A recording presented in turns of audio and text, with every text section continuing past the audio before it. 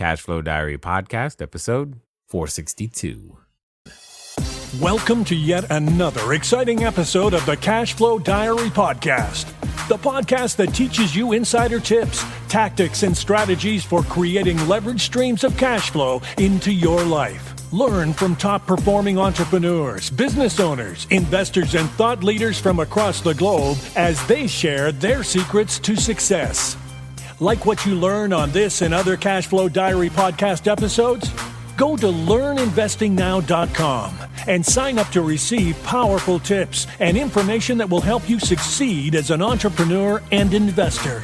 Now, here's your host, investor, entrepreneur, business owner, educator, speaker, author, and master facilitator of Robert Kiyosaki's cash flow game, Jay Massey. All right, ladies and gentlemen, welcome to another episode of the Cashflow Diary podcast. I'm your host, Jay Massey, and I'm glad that you're here today because here's the thing.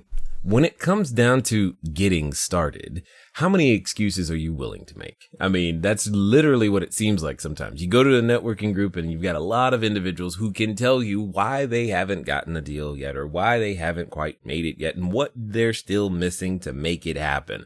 Well, let me ask you this. If you had a negative net worth, let's just say it was somewhere in the negative $80,000 range, would you use that as a reason to not get started? Some would say, yeah, absolutely. You need to take care of that first before you invest. Well, today's guest says absolutely no way. Not only did he get started with a negative net worth, he's now been doing it for 15 years. He has participated in over 5,000 real estate transactions. He's built a company that runs without him on a day-to-day basis. And here's the best part of that. He's willing to tell you and I how he did it. And that's exactly what you are looking for all the time. Individuals who are willing to share what they have actually done, not individuals who are willing to share what they think can be done, but those who have actually gone out there and done it. I'm speaking, of course, of none other than Brad Chandler. He's the co-founder of Express Homebuyers, a real estate investing empire that does so many deals a year you would be amazed. But again, it's not about the number of transactions for him. We're going to dig in and find out how many we can get you guys out there going. So do me a favor. Make sure that you're paying attention. Make sure that, yeah, I know you might be walking the dog and washing the dishes, but right now, this is that time where you're going to hit that bookmark button or you're going to take those notes or you're going to just make mental notes of what it is you need to do so that you can duplicate and begin to build your cash flow too. So help me welcome Brad Chandler. Brad, you there? I am here and so excited to share what I've learned over the last, 15, 20 years. Yes, we're going to drain it all out of you in the short time that we have today. All of it right there. All right. So this being your first time that you're here, I have to ask you the same question I tend to ask everybody the first time that they're here. You ready? All right. All right. Fire away. I tend to look at today's entrepreneurs a lot like yesterday's superheroes. Batman, Wonder Woman, etc. Superman right. even. And because I think entrepreneurs and superheroes have a ton of things in common. For example, as an entrepreneur, I can occasionally envision myself using my products and services as the way to save people. And occasionally I can think that I'm actually wearing a cape. Now, also like a superhero, an entrepreneur has a beginning. What I mean by this is if you think about, say, Spider-Man, there was a time where he was just a college kid. Going to school, doing his thing, taking some photos, nothing else. And then one day something miraculous happens to him and he discovers, I have a special ability and I now have to choose whether I'm going to use this for good or evil. So my question to you is as follows. Before, Express Homebuyers, before your book, How to Wholesale Real Estate for Profits Without Bank Loans, before the hundreds of deals per year and the thousands that you've participated in, before all of the things that people know you for today, what we want to know is, who is Brad Chandler? Awesome. So I'm going to go back to 10 years old when my folks got divorced and Okay. my dad didn't really support myself and my two sisters and my mom. So things got really tight.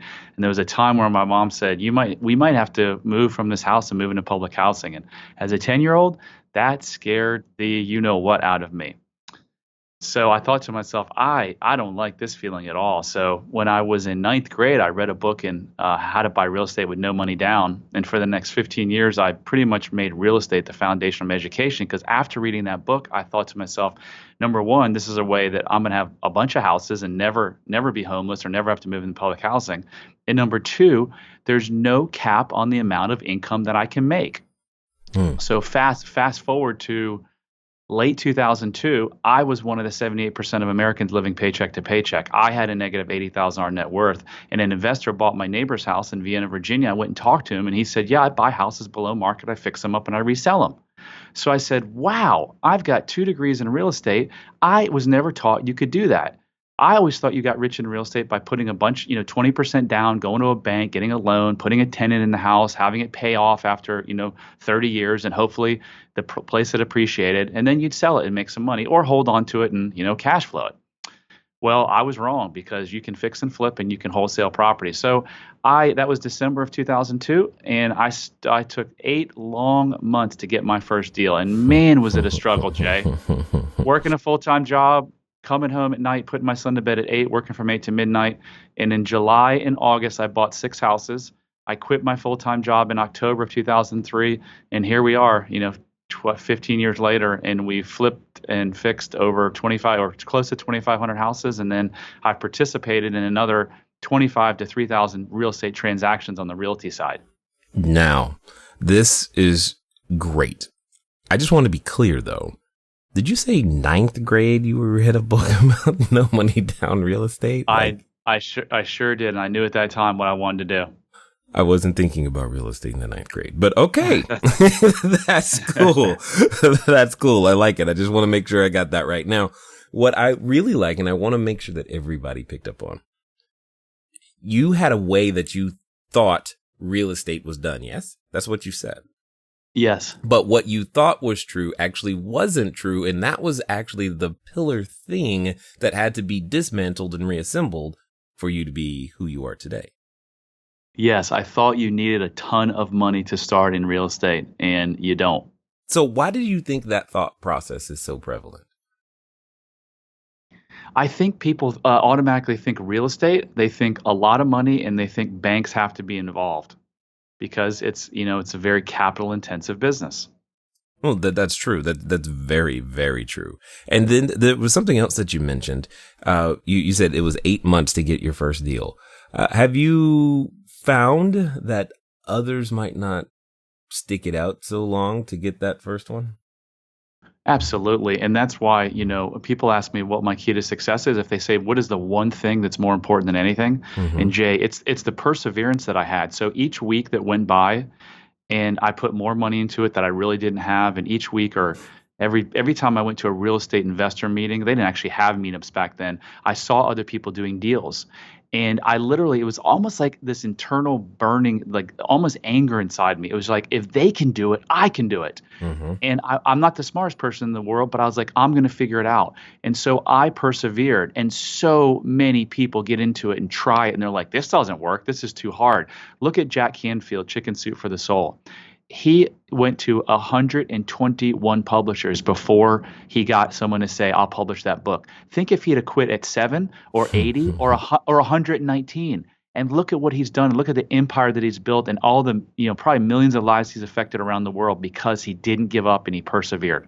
So this begs the biggest question, though, is oftentimes when we are in a mental mindset of, well, I know how it works, and we're convinced at that moment that that's how it works. And then being confronted with having to develop patience in the face of desire, like, I want this thing, but you have to keep pushing and plodding through.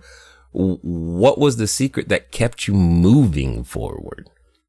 I think it's just a mindset, Jay. I spent many, many years of my life from a young child just absolutely enamored by why is it that some people grew up in good houses and aren't successful, and other people come from the worst surroundings and they're successful. And it wasn't until I built my coaching program in the last year and a half that I figured it out. And it's a 100% mindset. So you and I can give the listeners the best training program in the world, bar none. But if they've got a fixed mindset, and not a growth mindset, one that, hey, I can't figure this out, they'll never succeed. So it's just having the proper mindset. And here's the best thing about mindset, Jay. You don't need to go to Harvard to get a good mindset. You can literally wake up one day and say, I'm going to change my mindset. Yes, I love it. The change does not have to take forever at all. So tell us about that first transaction, because a lot of people would love to know, how did it finally happen for Brad? Well, so my first transaction was really, really boring. It was a VA, a Veterans Administration foreclosure. I don't even remember how I financed it. My second deal was a lot more interesting, so I'm going to talk a little bit about that. Okay. I talked with a lady who had been taking her husband's check from Schwann's. He drove around one of those trucks and not paying the mortgage. So I'd made her an offer in March of 2003, not knowing what I was doing, over offered her. And then 6 months later, I kept in touch with her, and her realtor actually called me and said, my client is 6 days away from foreclosure. They are literally going to throw her and her 5 children out on the street. Can you please help? I know you're a foreclosure expert. Well, I don't know where she got that from, because I never said that, but I'm like, oh, I can help. Jay, I didn't know what I was doing. I called a mentor of mine, the same guy that bought the house next to me, and I go, John, you got to help me, man. I got an opportunity to buy this deal. And he starts sprouting out all this, blah, blah, do this, do this.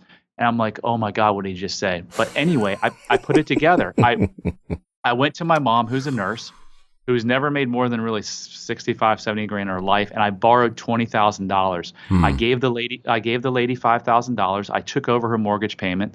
I trashed out the house. I listed it. Actually, I didn't list it. I listened to another mentor that said, put an ad in the paper, and droves of people will sign up if you just put handyman special. Well, how many people showed up? One lady. And thank God she bought the house, and I made $42,000 on it.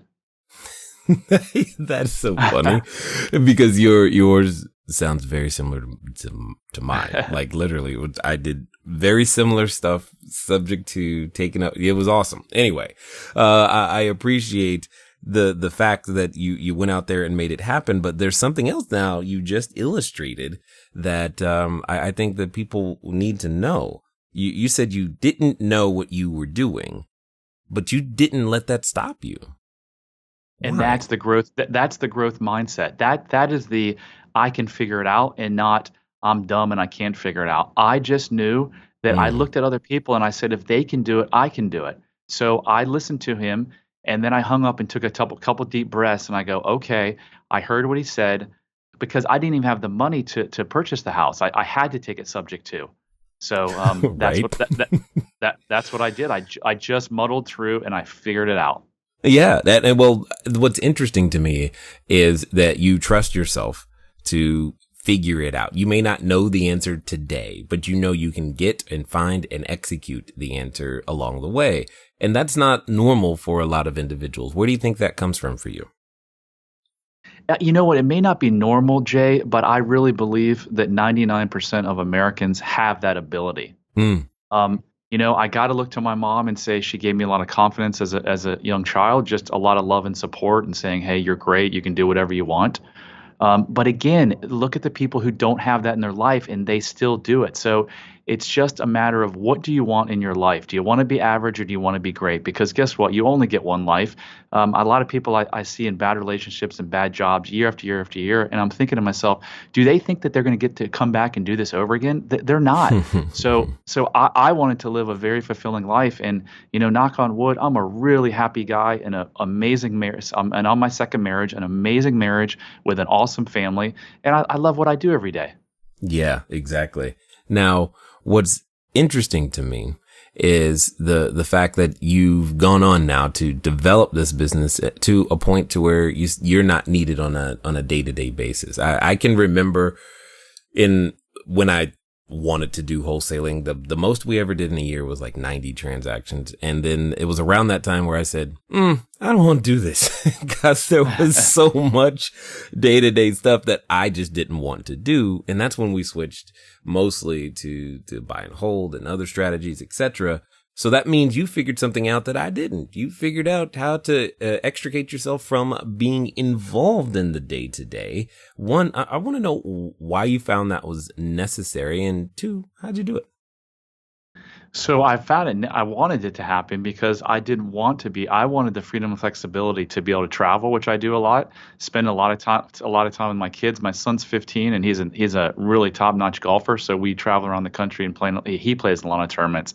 So I was like, this is what I want. From the day I started my business back in 2003, Jay, I read the book. I read the book E-Myth by Michael Gerber, and I'm like, I want my business to work for me instead of me work for my business. So that's why I did it, and how I did it is it's I don't want to oversimplify it, Jay, but it's really just about people and systems, with people being the more important. You've got to spend the time and the energy to go out and find really top-notch people, because the people are really your only long-term true competitive advantage in any business.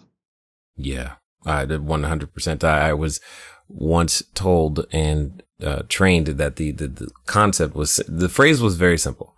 If you build the people will build the business. And that's where the focus has always been, for sure.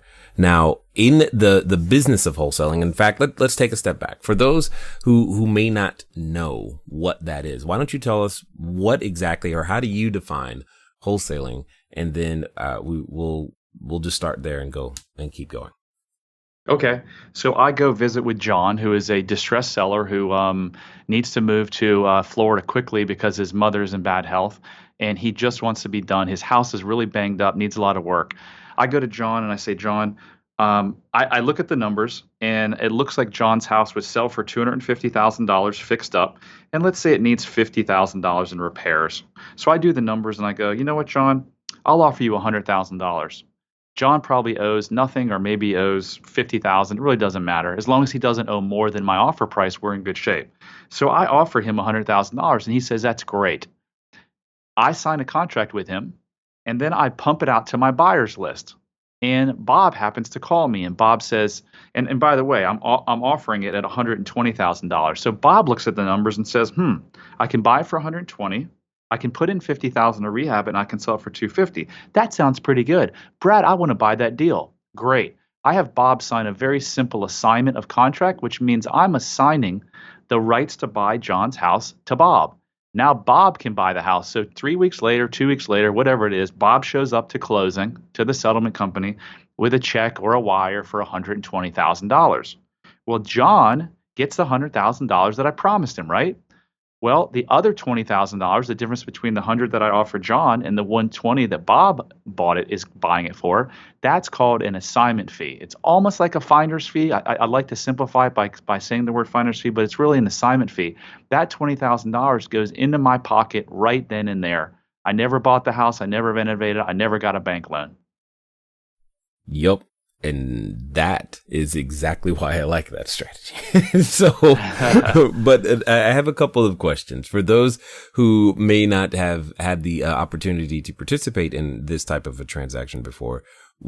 How on earth do you come to the confidence to be able to offer the original seller anything when you may not know if you can find that buyer? Hey guys, thanks for listening as always, and I'm glad that you continue to support with each and every download and subscription and share. One of the things that I want to ask you though is, where are you listening to me from right now?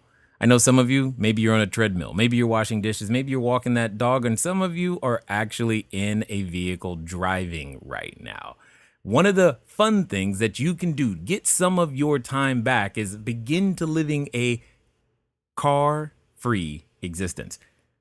But even then, it can be a little complicated. So one of the things that I want you to do is I want you to go over to Zipcar. Go to joinzipcar.com/cashflow diary. It's a way that I am able to still go get a car just for a few hours, very, very simply, so that if I have a lot of errands to run and sheets to drop off and running to the short-term rentals, or if I just want to go for a long trip up to LA and back, etc., I can rent a car for a very, very short period of time.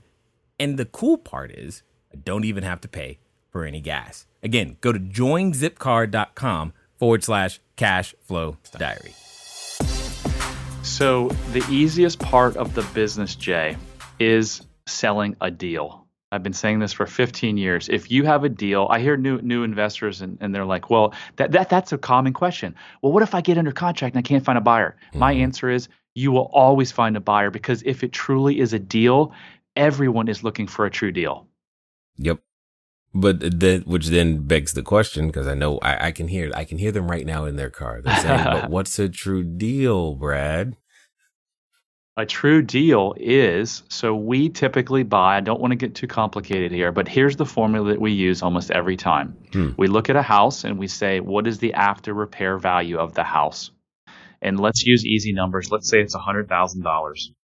I'm going to offer 70% of the after repair value minus what it costs to renovate the house to get it to that after repair value. So let's say, and this hardly ever happens, that the house only needs $10,000 worth of work. Right. I'm going to take 70% of 100,000, which is 70,000, and I'm going to subtract off the 10,000 in renovations, which is going to give me a price of $60,000. That's going to be my offer price to John.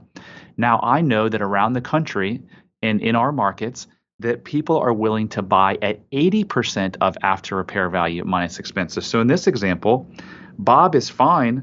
Take 80% of 100 and you get $80,000. Subtract off the 10,000 in renovations, and that gives you $70,000. So Bob, I know all day long that Bob and Sally and Jim and Henry will buy that property for $70,000. So I just made $10,000. Yep. 100%. Now, here's the thing. In this business that you are currently describing, there are so many moving parts. There's obviously and skill sets combined. What I believe everybody would love to know now is, how on earth did you manage to scale it? Like, how did you find the people with all of the requisite skill sets to actually execute this? How did you find someone that you trust to actually make the correct buying decisions and the correct selling decisions and, well, the paperwork? Ooh, that's never fun. All of those things are possible, or parts of your business that you've had to remove yourself from. How did you make that happen? So this is a really great question, Jay, but it's a really long answer. So I'm not going to be able to go through all the detail that I want. But this is one of the things that we spend a lot of time in my Entrepreneur to CEO program, teaching investors how to hire people. Because when I look at businesses and all businesses, but a lot in the real estate, everyone in the real estate space, their number one problem is people. So how do we find good people? We go through a bunch of different sources, but lately we've been going through LinkedIn, and we take an exhaustive interview process. We do behavioral testing, and we match people's skills with the actual skills that are required to be successful in the various roles that we're hiring for. And we do not hire quickly. We take a long, long time to hire, and then if we have made a mistake, which we do on occasion, we are quick to fire that person, because it's not good for them, and it's not good for us to keep them in a position that they're not thriving in. Well, you just said something that's, I think, is vitally important for all the entrepreneurs listening, is slow to hire, quick to fire is basically what you're saying in developing that process. How did what I would be interested to hear is developing the patience to be slow to hire, because usually by the time you've gotten yourself into a position where you go, oh, I need to hire somebody, it's already too late. You should have hired someone a while ago. And now you have to be patient enough to go find the best and correct person in order to make that happen. Yeah. So we've developed over the last couple of years a bench of talent. So we may not hire someone immediately, but we have someone waiting. I think it's just one of those things that you have to understand as an entrepreneur, that if you're going to get ahead and you're going to get the freedom that I have, you have got to focus on people. And so what happens is they get caught in the whirlwind of the day to day, and they either do the job and work 80 hours because they don't want to take the time to hire someone, or they quickly put the wrong person. They just are like, okay, this person, I got some red flags and some bad feelings, but gosh, I need that person, so I'm going to hire them. And then it backfires. Years ago, I heard that a poor hiring decision usually would cost 10 times a person's salary. And when I heard this, I'm like, that's just jargon. That's them trying to make a point. Well, let me tell you, Jay, it is so true. If you're hiring a $50,000 person and it's the wrong person, it can literally cost you $500,000. Yeah, I'd like to say I didn't know that personally, but yeah, I agree. That's for sure. That's for sure. So when it comes down to understanding your business as you do today, what would you say, because you're obviously not, you may be one of the largest wholesalers in the nation, but you're not the only wholesaler in the nation.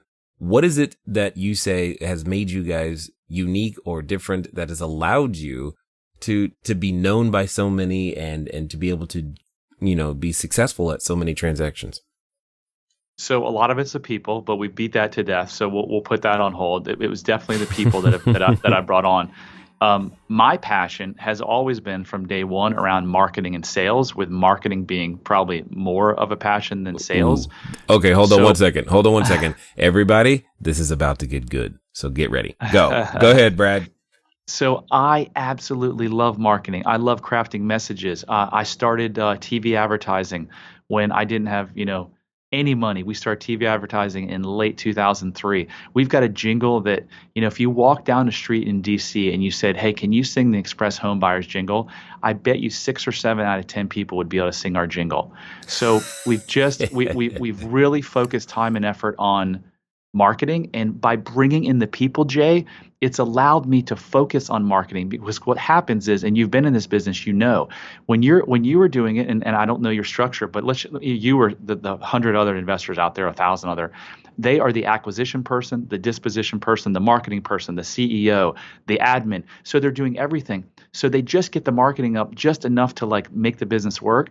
Well, I had so much free time because of the systems and the people that I put in place that I really focused on marketing and really honed it in. So our website right now is one of the most highly ranked websites in the United States in the investor space. We generate well over 1,000 leads outside of our current markets across the United States because our website is so powerful. Yeah, exactly. Now, you said something that I was actually going to ask you about, because you mentioned TV, but then you said website. So I was like, you're advertising on TV. I get that, but you're not using online methods. And I was like, whoa, wait a minute. What? So when it comes down to it, I've witnessed this shift, if you will, or these changing, buyer habits, to where I think every business has to have a significant, you can't just kind of be online. There was a time, I just have a website. You're good. But now you got to have more than that. What have you found to be like the best ways for an entrepreneur to market themselves in an online fashion that has produced the best returns? Well, for investors, for investors, hands down, there's a company that builds websites out of the box. Like, you can literally just turn it on, and if you follow their training, you will get ranked. I mean, I've seen countless the people who actually do the work and follow the system get it ranked. And I will put that website in the show notes at bradchandler.com/Cashflow Diary. So that's the number one thing I would do. This company didn't exist when I started, so we built our website ourselves. But yes, I tell everyone, Jay, if you're going to be in this business, you got to have a website, because what reputable business on the planet doesn't have a website? You got to get a website. And why is it one of the greatest times in the world to start and build a company? Because of technology costs. They're so cheap. So you can get a kick-ass website for $50 a month. Right. I mean, the barrier to entry is free. That's how I like to call it at this point. Now, when it comes down to it, though, just because you have the website, that doesn't mean people are going to get there. Like, what's been like your super secret traffic strategy to make that happen for people? So really, it's been a combination of search engine optimization, which the company that I'll put in the show notes will teach you exactly how to do. And that's just coming up in the free listings. When someone types, "I need to sell my house fast, Orange County," you're going to pop up. The second thing is pay-per-click advertising. So you pay Google to serve up your ads in the first 4 spots on the top of the page, where someone types "sell my house fast," to Alabama, Tuscaloosa, whatever, that you'll come up in one of those top 4 results. Those are really the 2 main online strategies that we've used to just crush it online. Perfect. And I love it, because that's very similar to what we've done. So it's like, yes, it works on that side of the coast.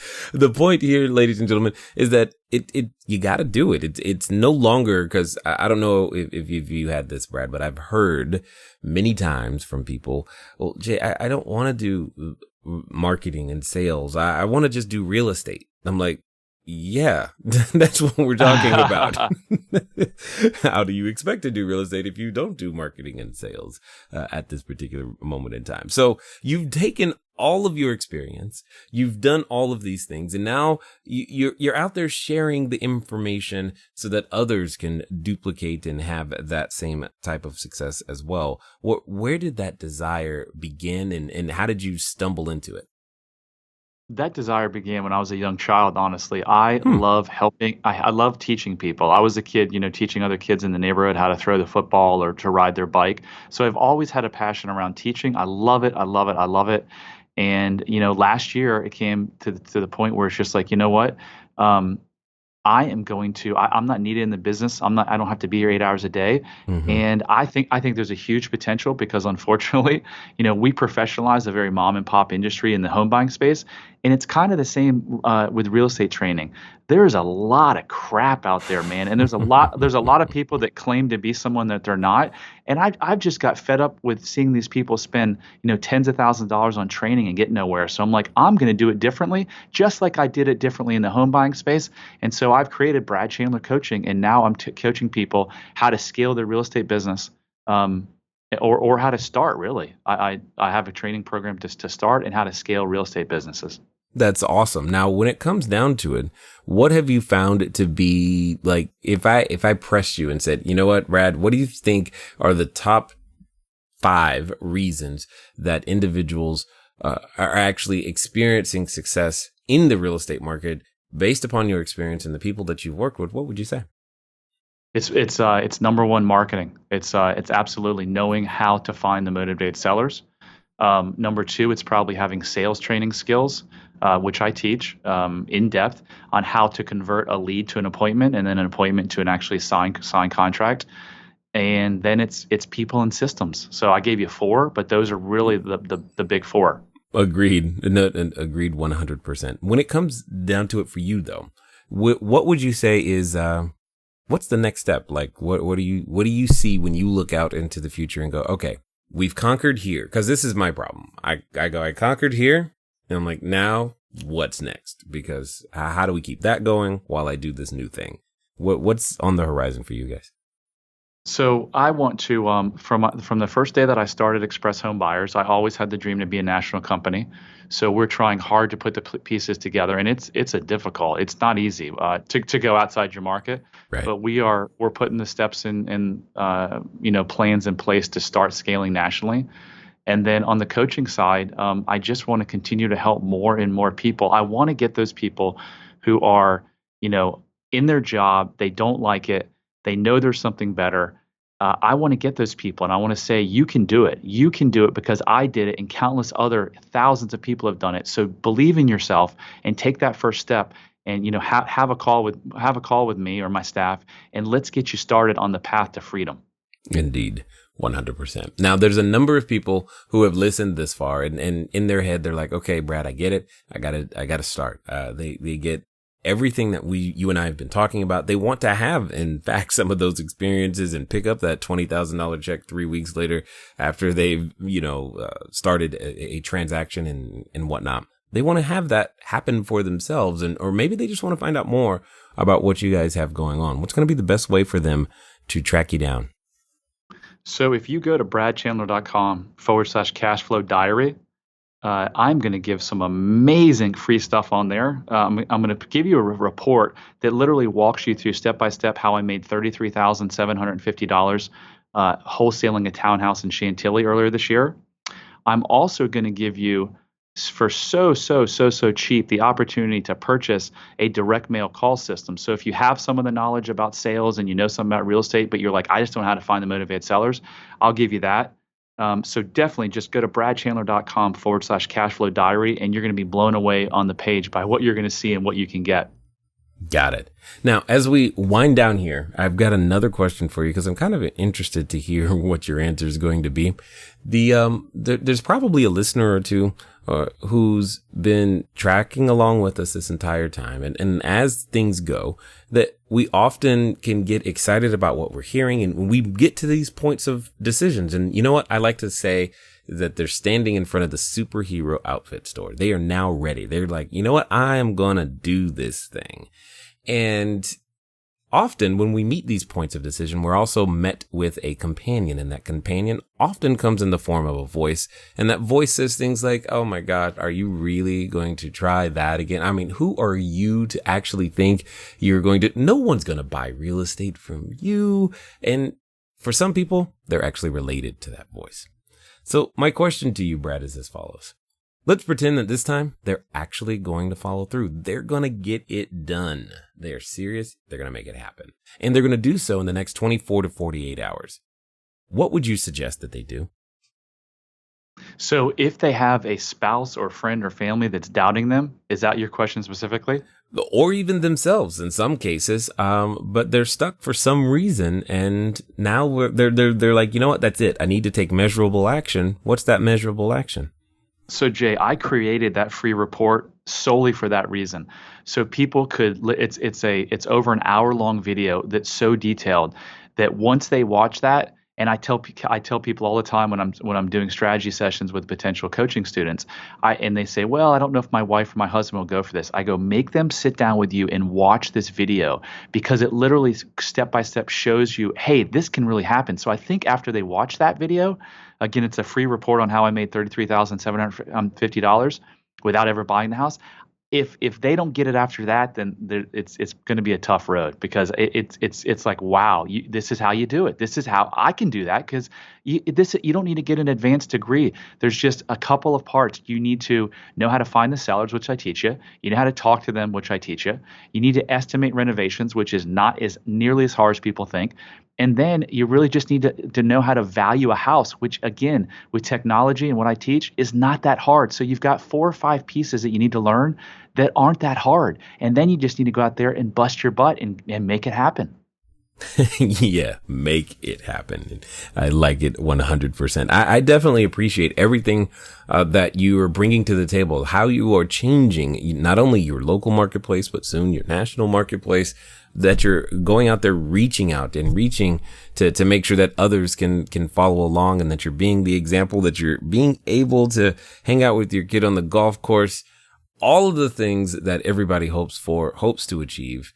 We are glad that you have achieved that and are absolutely crushing it. Thank you for taking the time, though, to share your knowledge, your wisdom, as well as your insight here with us today at the Cashflow Diary.